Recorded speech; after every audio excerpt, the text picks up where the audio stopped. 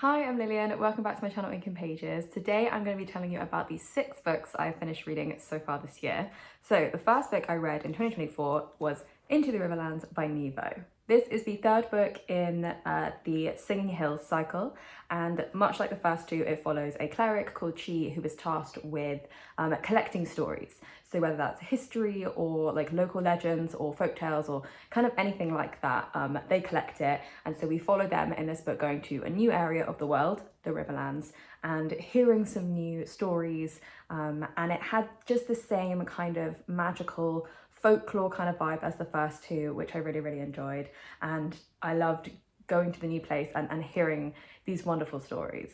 They're very short books in this series. This one I think was just under 100 pages, but they pack a lot of punch and it really has this really rich vibe where everything feels not like condensed down, but very concentrated. It feels concentrated down into 100 pages.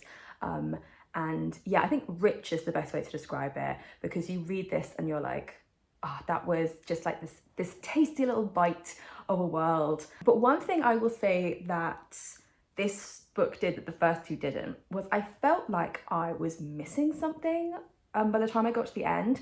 I'm pretty sure that the stories within the stories, so like the folk tales that Cleric Chi and we as the reader hear in this book, I feel like they were kind of alluding to or corresponding to some of the characters in the book. And I finished it and like the first thing I did was Google Into the Riverlands Nevo meaning stories, and I didn't get that sense from the other two books. I finished them and I was like, wow, what a perfect little self-contained story that I got everything out of.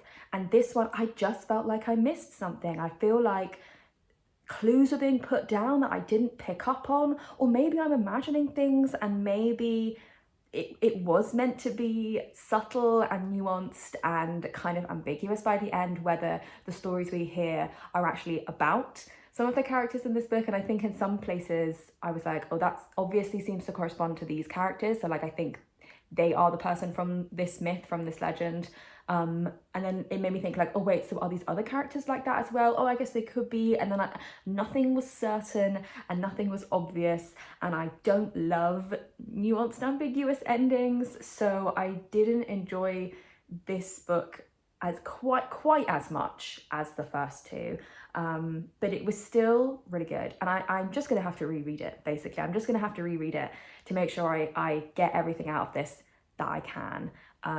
But yeah, it was still very good. I'm still really enjoying this series. I think the fourth book is now out, and I think a fifth one comes out this year. I think they get released every year around like October, November. So I think book 4 is out and book 5 is coming out this year. But I'm still really liking this series. I'm still really enjoying it. I like that you can read them in any order. Obviously I'm reading them in publication order, but like you could technically move around and read them in different orders, which I really like. But yeah, I just felt like there was something about this one that I just missed, that just slipped by me just a little bit. Next, I was in a Agatha Christie mood, and I've only previously read one of her books, Peril at End House, and so I was like, I want to read more Agatha Christie and I want to read more Poirot. So I picked up the very first one of her novels, which is also the first Poirot book, The Mysterious Affair at Styles. And this is a classic English countryside murder mystery whodunit, in that there is like kind of a big fancy house in the village, and there is a mysterious death and it's murder, and you know, it was like one of the guests or one of the family members, it was someone who was on the estate that evening. Is very much the vibe, and it was just very fun. It wasn't groundbreaking. This was not a book title I recognize, so I don't think it's a particularly famous Poirot book. Maybe it's famous because it was like the first one, and it introduced us to Poirot for the first time and Captain Hastings.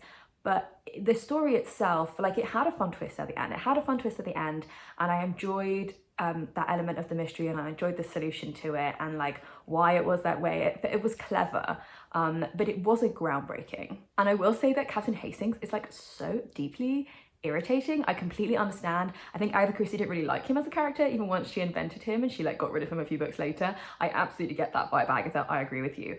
There's one bit in this where he just like proposes to a random character, like genuinely thinking that the solution is for him to marry her, and I'm like, Hastings, it's so embarrassing because she is obviously like, no, and I, the reader, was like, no, Hastings, please stop it. So that was irritating. But Poirot is quite fun. I would say he doesn't feel as like quite full of a character yet, maybe because I was comparing him to the TV show Poirot, which I just think is like the best Poirot of all time. In this case, better than the book Poirot, maybe because this was the first book he hadn't been like fully fleshed out as a character yet.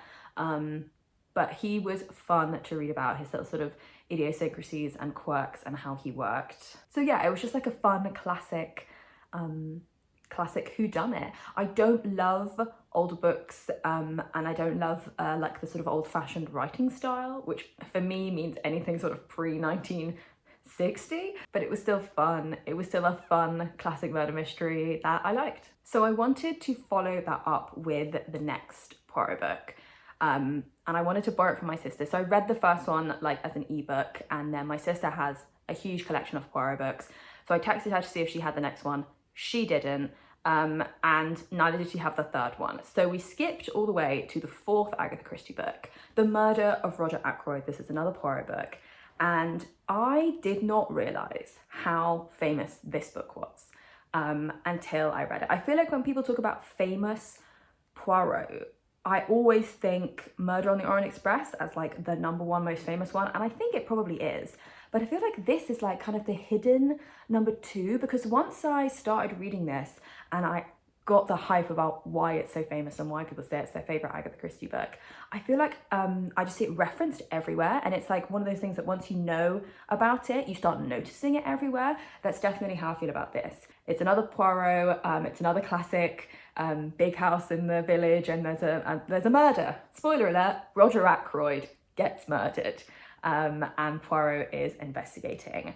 And people said, specifically my sister said, that this book has like a crazy big twist in it, and it does. However, tragically, I guessed it very early on, not because of my incredible sleuthing skills, or because it was like, you know, obviously being hinted at, but because I went in very much with the mindset of, I know this book has an incredible twist. What is the biggest, like, most groundbreaking twist I think this book could get away with? And so I had this idea of what I thought the twist could be, and I was right. That's not to say it took away from my enjoyment of the book at all. In fact, it was quite fun to read because I kind of had an idea all along of what was going on. And there was even one moment, maybe like 80% of the way through, where it looked like it was going to be another twist, and I was disappointed because I was like, oh, it's actually not as good as the twist I'd kind of made up in my head. But it turned out not to be the case, and it turned out my twist was the actual twist of the book. So it was really fun. I can completely understand why this blew so many people's minds when it first came out in like the 1920s or 30s. I can completely understand why it continues to blow people's minds when they read it. It is very well crafted, and it's just like a really good mystery book, and I understand why people say it's their favorite book. And I'm now going to be one of those people that's like, yeah, but have you read The Murder of Roger Ackroyd? Like, that's a really good twist. Like, I think you would enjoy it. I am now part of that gang, and I will be recommending this to people for a long time. So I would have kept on in my Agatha Christie mood if I hadn't got very ill, and I was like off work, and I ended up rewatching The Martian, which made me think, don't I own Andy Weir's newest book? I did, and it was Project Hail Mary, which the premise sounds very, very similar to The Martian, and I was almost put off by how similar it sounded, but I would say don't let that be the case. So this is also about an astronaut, a guy who is alone in space and has to figure out how to take care of himself and how to survive. But ignore the similarities, because this did end up feeling very, very different to The Martian. First of all, this guy, he wakes up on a spaceship, you know, light years away from Earth, and he's been put in like a medically induced coma to pass the time. And when he wakes up, he's having problems with amnesia, so he can't remember why he's there, what the mission is, or how this mission is meant to save Earth. So there are high stakes for this book, more so than The Martian, where it's just about saving one guy. He's literally on a last-ditch attempt, Project Hail Mary. It's his final attempt of humanity to save themselves. And he's like, but why is that me in space? Like, what's actually going on? And so you follow him waking up in the spaceship and having to figure out how it works. And like, he has kind of like muscle memory for a lot of stuff. And so he'll like do something and be like, huh, interesting. I must have practiced that a lot before this mission. And then we also do get flashbacks. So it's not just him inside this spaceship for, what is it, like 400 pages. It's not just that. We get flashbacks to before as his memories kind of start to come back slowly. And we learn about the situation on Earth and what is happening and why he has found himself in this situation. And I think it was just really fun. It was a really fun sci-fi book, despite the, you know, very high stakes. And despite the fact that I do feel like this maybe had too much science in, which I didn't feel about The Martian. But this one, like, first of all, the number of times they talk about centrifugal force was enough to put me off it forever. It's mentioned so many times.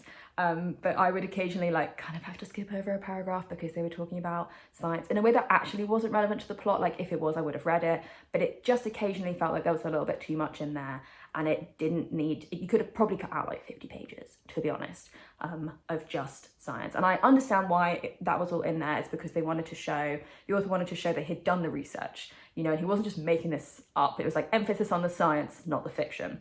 I get that. However, you maybe could have got 50 pages from this.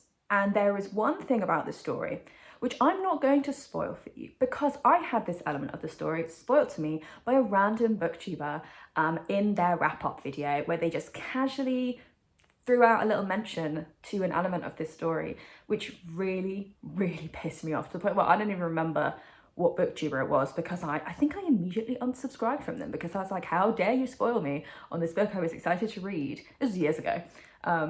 And I've remembered it to this day, which is really annoying. So I'm not going to spoil it for you, but there is a really fun thing in this book. And if you've read it, you know what that thing is. It happens maybe like 40% of the way through. But I really liked that. And also I want to give a shout out, in the flashbacks, there's this character called Strat, who I thought was kind of amazing. And I'm kind of obsessed with her. She was really fun. She was the main reason I was reading the flashbacks at some point, because I was like, she is so cool. I really liked her. She's doing crazy stuff. I really liked her. One thing I will say is the ending of this book was interesting. And I think about it often, because it kind of felt disjointed and like it came out of nowhere. And I was reading it and I was like, oh, what? That's where we're going with this? But then it kind of was also the perfect inevitable ending to the book. Like I can't imagine it ending any other way than that like final, I'm not sure if it's like the last chapter or if it's like an epilogue. It was interesting and I think about it a lot. Not good or bad, I just think about it a lot. It was interesting. But yeah, I would recommend this, especially if you like The Martian. It has a similar vibe. It has a very similar sounding premise, but they do feel more different. But like, I think if you enjoyed one, you would enjoy the other. And I do think this would also make a great film. Specifically, once I realized who I was picturing was playing the main character, what's his name? Ryland Grace. Once I realized who the character reminded me of, because he's kind of sarky and clever and sarcastic in that, and I was picturing Ryan Reynolds playing him. And I do think that if they made a film of this and they cast Ryan Reynolds as him, I think it would be great. And that was kind of exactly who I was picturing the entire time. So next I read Gwen and Art Are Not in Love by Lex Croucher. I have read several of their books before. Their book Trouble was my favorite read of last year. Absolutely loved it. So I had high hopes for this. This is a historical fiction. It's set in a kind of unspecified medieval time. It's also like technically not historical, or it's like in this version of the world, King Arthur was a real guy, and this is set like a couple of 100 years, I think, after King Arthur, and so he kind of looms over the plot as this big famous figure, and everyone's trying to like be King Arthur and make it Camelot like it was Camelot when King Arthur was king and whatever. But anyway, so this follows Princess Gwen, who is betrothed to this guy called Arthur, and they cannot stand each other. They hate each other's fucking guts. They are like childhood nemesis. They don't like each other at all. But now they are, I think, like late teens, and you know, the time is approaching when they're expected to get married. And so they re-meet in this, and they realize they still hate each other's guts. They absolutely do. They're completely uninterested in each other. They absolutely do not want to be married. But it's, you know, they're gonna have to. Like this was decided 20 years ago that they were gonna get married, whatever. But eventually they reach kind of a deal with each other where they would pretend to get on and pretend like they're at all excited about getting married, while pursuing their other interests. Because Art is not at all interested in Gwen, but he is quite interested in some of the young men of the kingdom. And Gwen is not at all interested in Art, but she's very interested in the realm's first female knight, Bridget. And so it's kind of two romantic storylines. It starts off, the first like 2/3 is kind of pure romance, I would say. It's kind of, it feels like pure historical romance. And I really enjoy Lex Crouch's writing. I think they've got a really good turn of phrase. It feels kind of fun and quippy, but also there's like a lot of heart to it as well. I just really, really enjoy their writing style. And so like the first 2/3 of this, I was really, really liking. And if I had to rate just the first 2/3 of this book, I would have given them like a 4-star. However, the final act, it very much feels like it's changed genre. And it very much turned into a kind of story that I was not expecting. Maybe I missed some clues. Maybe it was obvious to other readers that the final third of the book was gonna be about this thing. But to me, it just felt like this really hard pivot between genres almost. And to me, I didn't like that. I wasn't here for that final bit, that final storyline, that final plot. I kind of wanted more silly romance, which is not something I'm often looking for in a book, which made the betrayal feel all the much harder. But yeah, that final third, I was reading it and I was like, oh, I'm really not actually enjoying this, which is a shame. So I've settled on, I think, a 3-star rating overall for the book, but it's very much an average of like a 4-star beginning and middle and like a 2-star end. It was just like, I wonder what happened there. It was a bit of a disappointment. However, the writing style I really like, and I know I love Lex Crouch's writing and I know I love their books, so I am obviously going to continue reading from them. It's just a bit of a shame that I didn't love this one as much as I hoped to. But from that kind of a disappointment, I ended up reading a book which pleasantly surprised me, which was Homecoming by Kate Morton. I have read every single one of this author's previous books. I think it's either her first or her second book, I think, The Forgotten Garden. I read it like 10-15 years ago, but I still think of it as one of my favorite books of all time, and I really, really loved it. And then the first few of her books I really, really enjoyed, and then there were kind of a few which were like solidly okay. And then her most recent one, I think The Clockmaker's Daughter it was called, it had a surprise ghost character, and I was like, why am I reading from the perspective of a ghost when every single one of her other books were kind of pure mystery historical fiction, and then there was like, surprise, it's paranormal, there's a ghost, and I really didn't like that. And I didn't like the mystery of that. So she was kind of like on my bad books. I was like, I'm done with Kate Morton, I'm never reading one of her books again. Then obviously many years passed and Homecoming was released, and I was like, yeah, okay, I'll maybe give it a go, I'm not sure. And then I saw it on my library app and I was like, yeah, okay, I'll give it a go.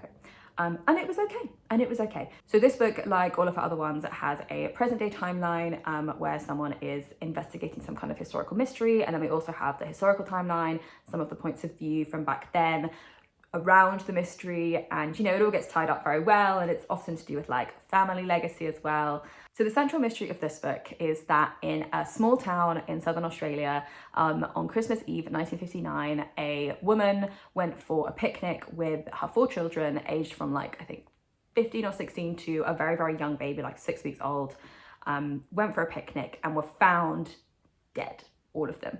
And the baby was missing.